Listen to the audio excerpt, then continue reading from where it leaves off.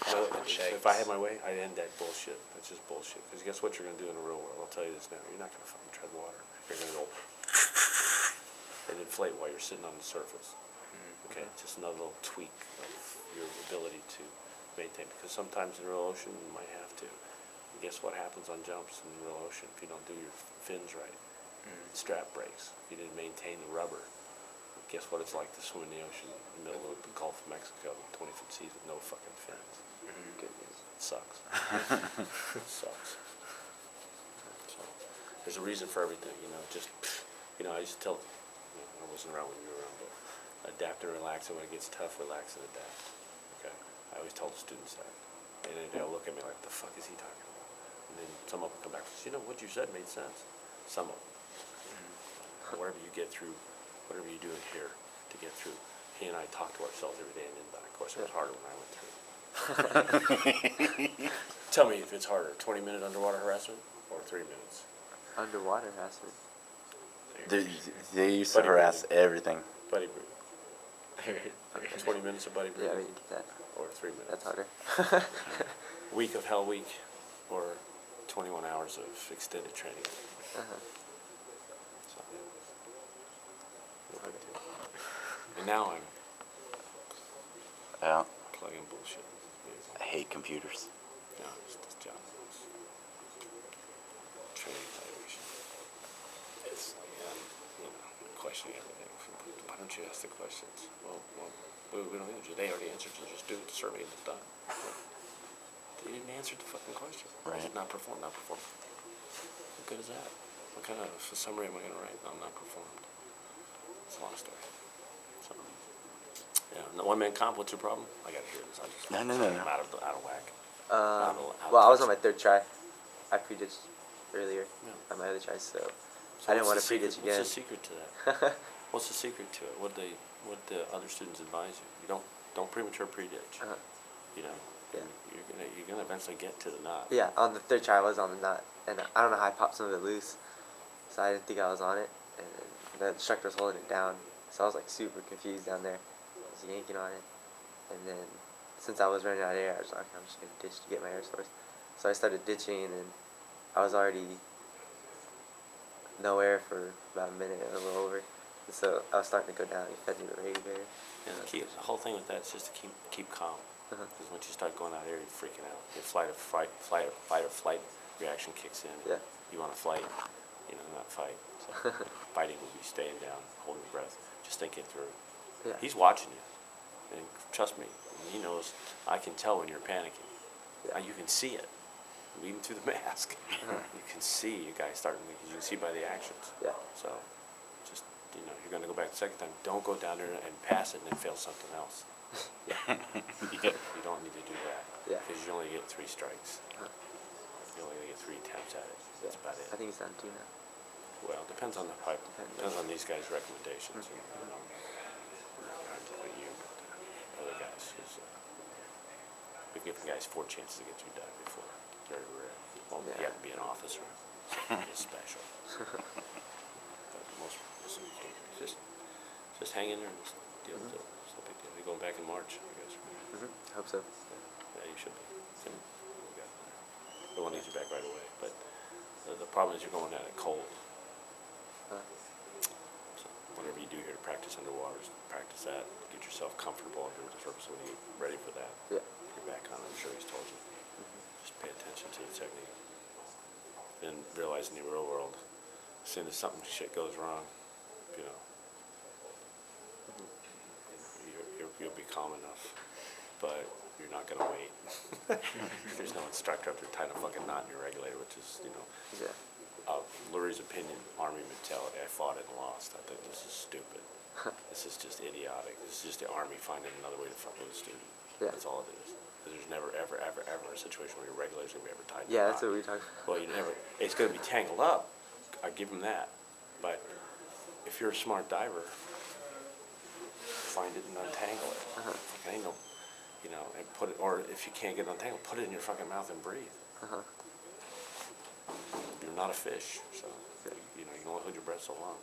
And you're sure shit not gonna unass it and trying to send right away. That's That's the point of premature ditch. Don't do to premature ditch. Because you can fix it. Depends on what you're hung up on. Let me tell you a story. Sorry, I got to do this. Suwon Reservoir, Korea, 1970, whatever it was, 76. We're doing dives on the Suwon Reservoir. Okay, we're doing ice dives. Or we're just doing dives. It wasn't the ice dive trip. And we finish our dive. There's a spillway. You know what a spillway is? Off when the reservoir fills up and overflows. The spillway takes that extra water, just goes down this concrete spillway and goes into the river. It just dumps the water off, so the lake stays full. But if it has overflowed and it flows off, well, Koreans and the kids, they know what happens when the lake is overfilled. The fish get caught in coming over. They get too close to the edge and they'll come over, so they're standing on this concrete, very slippery thing. It's got a little bridge to go across it and a big pillar in the middle of it. And from the lake to the pillar, it's about 20 feet. And it goes like this off the lake and down, and then it drops down like this after the bridge. So there's this big concrete, pool before it all collects it and it feeds out into the river. It's about 30 feet deep, 20 foot deep.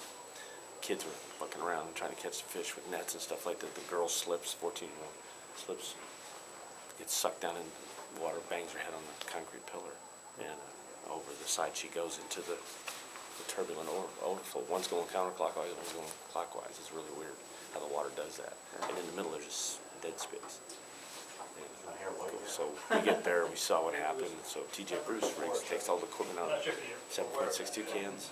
That's how we stored our equipment. Right. 7.62 cans. Takes it, we filled it with sand. We hooked up 550 quart, and the two guys dropped these weights in there with the lines on it, and Norfolk and I, no air. We had run out of air, so we didn't have any tanks. We sent one guy back to Ozone to get the dive tanks in a truck, and we just decided that we were just trying to find her with our snorkels and our breath. So Lurie's on the left-hand side. Again, you got a picture of the spillway coming out with these concrete walls, and then it ends, and then the pool kind of comes up like this, and then it feeds over a little bank into the river. So there's this deep pool there. So we go along the side, we grab the string, we follow it down, and we weren't LPUs. Still orange LPUs. And long story short, Gary gets down in there, and I saw him hugging the wall, but my feet got over the top of me, and that action sucked me right into it. And so I'm in a washing machine. I'm literally flipping upside down, and he's ripping shit off my mask. My mask is gone.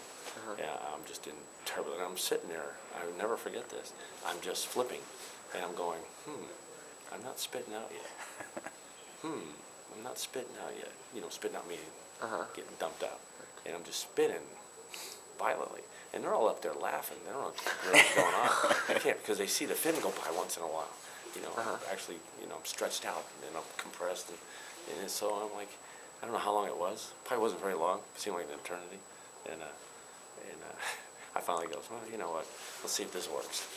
And I popped the LPUs. Now, those LPUs got a little CO2 cartridge in it, and they unfold when they inflate out of the pad. Those rolled up right here? No. They're the underarm LPs. Oh. These are little ones that people fly with. Oh. Big orange ones that come out under either side of your arm. You've probably seen them. Not that we didn't have. It's like UDT. water wings almost. Oh, okay. Yeah, actually, we did. We were diving in LPs. We didn't even have UDT vests back then. It's just, we improvised when we dove. Just didn't have the equipment. It's the end of the supply chain.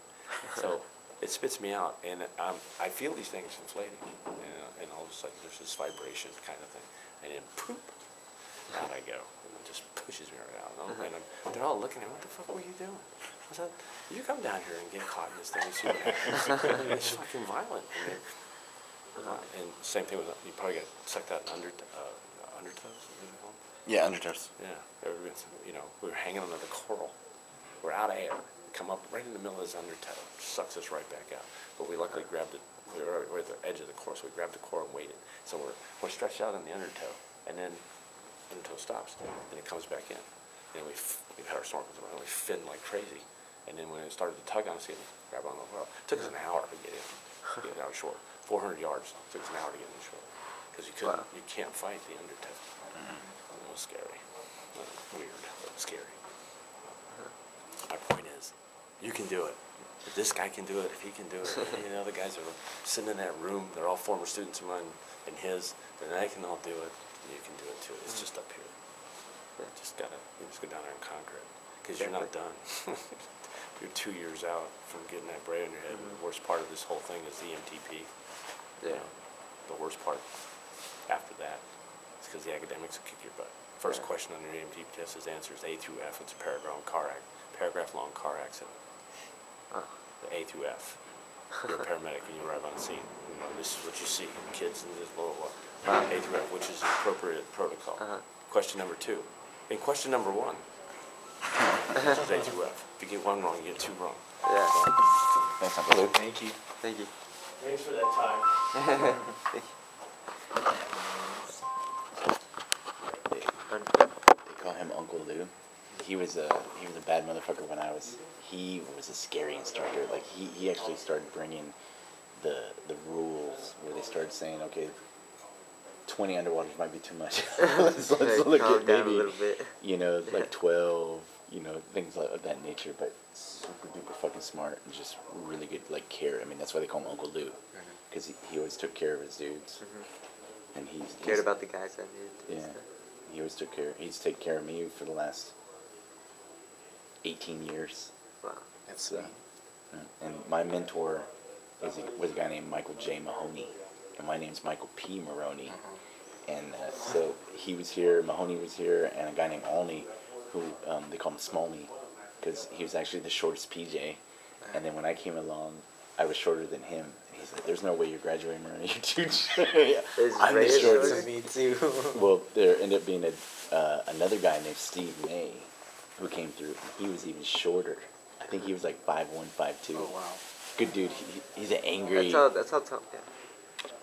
Yeah, he's still out there. I don't know where he's at right now, but he's a good dude. There's a lot of good dudes. That room's full of good guys. I mean, half of them I've deployed with, or went to school with, or you know, been stationed with.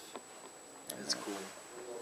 So it's cool. You guys will, you know, some of you guys someday will be chief or you know whatever, and be like, oh yeah, I went to Indoc with that guy, you know, or something. That's what we were talking about, because we were sitting in the room like during Indoc, like just to like kind of just put things into perspective. We're sitting there and we're like, dudes, do you realize that if when we all make it, we will have pretty much been together through everything. like, 'cause we hang out with each other every day. We see each other every day. You know, for literally the last like 6 months, like we've been hanging out all the time. So it's like, Crazy. dude, like we're gonna be homies for life. Like, dude, a short amount of time you've been through more it's like experiences than your best we've friends. worked together, like him, Foley, and I, since We keep basic getting training. setbacks. I don't know why. It's supposed to.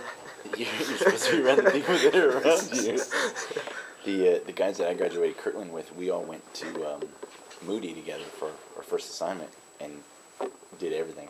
You know, so I mean, yeah, you get closer. Like I feel closer to the guys I went through Indoc with, or you know, the guys I've gone to war with, than my own family. Yeah, you know, and because your family can't understand, you know, what you've gone through.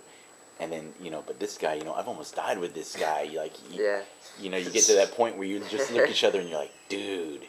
That was bad. And one of my favorite people in the whole wide world, his name's Romanillo. And he and I have been in some bad situations. And we had a full conversation, and I was like, dude. And he looked at me and was like, dude. And like people were looking at us go, what the fuck are you guys doing? But we understood. I was like, dude. It took it to the point. He's like, dude. They were like, whoa. Like that was that. We were watching a movie and we're just like, I forgot what movie. I think it was like 300, The Rise of the Empire or whatever. Yeah. And the guys are like jumping off into the water and like swimming underwater to the next boat and stuff, and we're like, oh no, we're like, dudes, underwaters, let's go. I'm like, look at that guy's underwater, man. He's just stroking. There's no glide. That's horrible. You know, dude, how's that guy doing that? That's ridiculous. I always critique, you know, movies where they have people swimming underwater, and you're like, it's not how you doing underwater stuff. Oh. Yeah, we were watching a movie, and the guy he's like, where's your muzzle going, dude? What are you doing? But, yeah. What's up, Corel? So you can hop in on our conversation. Oh yeah.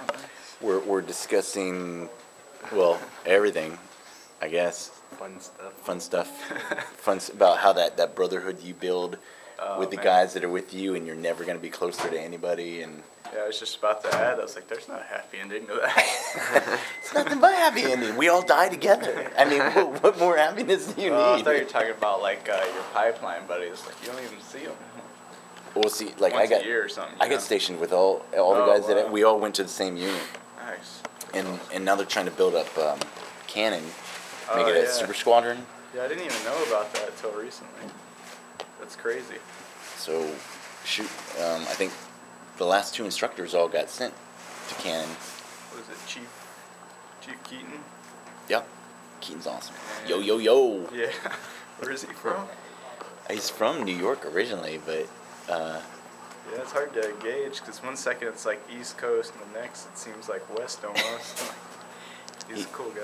he's a good guy. He's moved around a lot. I went to paramedic with him in Tidewater. He, me, a guy named Lay, and a guy named Cole all went to Tidewater Community College for 6 months, and they put us in an apartment. Dude, I was surfing every day. We were drunk every night. I mean, like we just they had to talk to us about like not coming to school reeking of alcohol, and we're like, all right, you know. But man, Va Beach, we were all over the place. That was your paramedic? Yeah. Well, because I got Crazy. when I went through the school, you only got an intermediate, and Oh, then okay. so we got intermediate, and then you did paramedic later because Oh. paramedic took longer, so you know Yeah. they wanted to get it over with. So, but doing paramedic in 5.5 months was pretty intense. Yeah. I'm like, what? Dude, I spent like the first 8 days of cardiac. I don't even know what that is, you know. And then one day the light just goes on. I'm like, type 2. And they're like, because up until that point they're like, I don't think Ronnie's gonna pass, man. Like, because, I mean, headaches. Like my head just hurt, and I'm just staring at it, going, I don't even know what is going on. And then the light just clicked. I'm like, type 2 Winky Bach. Yeah. And you know, and they look back and like, Winky Bach. hey, he got it. You know? And from there I was like, oh, boom, dude. And they all just, but it took me 8 days of dying to get that. It just made sense. So that can be normal, being like Oh yeah, brain dead. you're gonna This kind of hurt, dude. stuff. You're gonna have concepts, and you're just like, this doesn't make any sense to me. And then one day you're like, oh, okay. You're like jump master. Jump master's hard because the Army wants you to know all the names, the nomenclature. Oh, that's hook and pile. What the fuck is hook and pile? It's Velcro, you know. But they have all these other names. And when they say it, it just sounds alien. Blah, blah, blah, blah, blah, blah. Yep.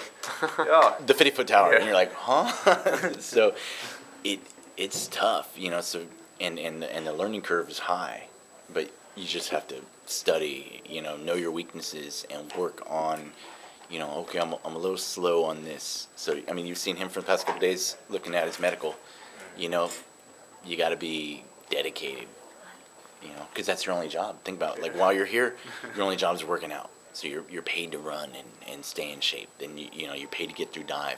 So your entire mission in life is to get through dive, get through paramedic, get through. That's it. That's all that matters. You know, you don't have time to think about, well, that girl was cute, or you know, what am I gonna do this weekend? You know, you're just like boom. You know, you can throw. Like I liked on the weekends, I would go study in a park in Albuquerque. It was a nice park, and this was pretty funny because. I guess I looked homeless. And some guy comes by and he gives me $5 and he goes, "Here you go, bro." I go, no, really, I don't need it. He goes, "We all need help sometimes." And he rode off. And I'm like, damn, dude. They're like that. But I mean, like, I had a pair of shorts. I guess I hadn't shaved. I don't know. I looked homeless. So. It's all right, man. We all need help sometimes. Baggy clothes. You should have just kept doing that and just kept getting more. That's pocket money. I felt bad about that because I was like, you know, as a young cone, you know, you're getting all the Yeah. extra pay, and you know, money is pretty good, and so I didn't need anything, you know. And especially as a young PJ, a single senior airman PJ, you know, you're getting jump pay, dive pay, proficiency pay, flight pay. You know, you're getting at least like $500-600 extra bucks a month. You know, and you go from, you know, A1C making, you know, what, $200, you know, to all of a sudden dude, I'm making $1,000. You know, woo, you know, I'm buying next round. You know? Making it rain. And then, you know, you end up at a ST, and you can also get demo pay, because you're demolition pay, you're blowing up stuff, and which is fun too, dude. I love blowing up stuff. It's just fun, you know. It's they got like mathematics, and you're trying to. It's like, no, dude, P for plenty. I'm just gonna P for plenty. It's a good time, dude. Yeah, but save your money, because you're not gonna always have that money, or you didn't get fly that or jump that month, so you're not getting paid. So you save what you got, you know, because someday you're gonna get old, you know. So Start putting some away. Start That's putting what I some need to away. start Yeah, I just now realized that it's a big mistake. Yeah. I'm not that far in, but still, like I heard the same thing and I didn't do it, so. Yeah. Like I haven't Definitely opened should. up. I saved up a lot before I came in, because I've been working since I was 15, and I didn't have anything to spend it on. So like I just saved all my money, and I came in here. I was really good at saving money, and then I came here, and now I'm really good at spending it on eating out Yeah, and stuff dude, like we eat that. too much. I'm still not that bad. I just got a car and stuff. Once But- you get to Kirtland, they got a kitchen and stuff, so you can cook there. Oh, at I can't wait least. for that. Because that's like it's kind of hard here, because like they're like, oh, you have to double bag everything and Right. stuff like that, and you share the fridge with Oh, they got a my bad. kitchen here? Huh? They have a kitchen here? No, you get like a fridge. Oh, okay. You get a fridge, and then like pretty much like if you have any leftovers, you gotta like put it in a Tupperware, and then put that in the Ziploc, Right. and then you put it in your fridge. That's ridiculous. Yeah. Yeah. With it, when I was a student, a pizza box isn't considered a. Yeah, so 'cause it's it's the not same thing. airtight. It's not airtight, so everything has to be. Yeah. We just kill pizzas though. It's like, oh, we don't have a container. Let's just eat all of it. Okay. When I was a student, the MTL would like every pizza that went through, he got a piece. Like it was like you were paying a tax to get your food. He'd be like, Maroney, is that a pizza you got there? Yes, Sergeant. Oh, Can I have a piece? Yes, Sergeant. Everybody came through, had to give him. And if you didn't let him have a slice, oh, dude, were you a cheap ass? You're not gonna share, you know? And you're like, but I'm just an airman, man. You're a tech sergeant. It's like, this is my pizza. I'm hungry. I earned this pizza, you know, and it was pretty funny. BAH. Dude, the MTL. But back then, you know, we were on meal cards, and there wasn't like a limit to what you could eat at the chow hall. So we used to all take Tupperware, Oh yeah. and you'd go back for seconds, and you know, and pick up more. But now I hear you guys can't do that kind of stuff. You- I mean, you can just get it in a tray, take it to your seat, and then put it in a Tupperware. Right. I seen guys do that. I don't do it just because, like, I don't know. I get big really fast because I was before I came in, I was fat. I was like 170 pounds. And like at this height, 170 pounds is not good at all. No. And then I joined wrestling, and I lost all this weight, and then I still have like that hunger. And since I was a wrestler, like you starve yourself and then you eat a lot. And then you eat a lot, And then yeah. you starve yourself and then you eat a lot. So I would just have bad eating habits already. So I try not to like buy too many snacks or like just take stuff home, because then I'll be late night snacking like all night. That's a good point. So I try not to buy anything. My weakness is like chips though. Yeah, I well, crush okay. chips. Oh man. During Indoc, what did you guys do for like snacks? Oh, I did just Cliff Bars. That's Cliff pretty much Bars. it. You know those Cliff little Bars. like I think they're for old people, but Ensure. Oh, Ensures. They have those like are 9 nice. grams of protein. Cliff Bars got old real quick. Oh, Like, yeah. I was eating those, I was like, dude, I'm tired of this. This is disgusting in my mouth. Yeah, but the Ensure And was then we got perfect the because Ensures. It it's tastes like like a quick. milkshake. You get quick like energy and like help with like cramps and stuff. So It tasted a lot better. had a lot of potassium. Did you guys bring your what you call it, like supplements or anything, or were you smart and not? Since everybody takes. I never took supplements. I don't know. I don't like supplements. I don't really. I mean, I I would've- know they work, and I know that like a lot of people use them and stuff, but I don't like taking. I've never taken a supplement. I don't feel like I need to, and I try not to get. I don't want to get any bigger anyway, or like. I know people are trying to use Endurox and stuff, Right. but I feel like if you just eat the right foods and just like chill out, you'll be alright. Yeah, because I think if you show up with supplements anyway, they're getting taken away. Are they? Well, they're not taken away anymore. Or? I know in Buckingham I'll take anything, pretty much nothing. And so like I was like, oh, good, because I don't take any of that anyway. Right. But like I think, like I know there's a lot of dudes in battle that like take them. So You can. I think in battle, but once you get the We're about to break for lunch, so same thing as yesterday. Once we do, just kind of consolidate some of that stuff, clean it up, check the table in their room real quick, make sure it's cleaned up, and then so I'll come in and let you know when we break. And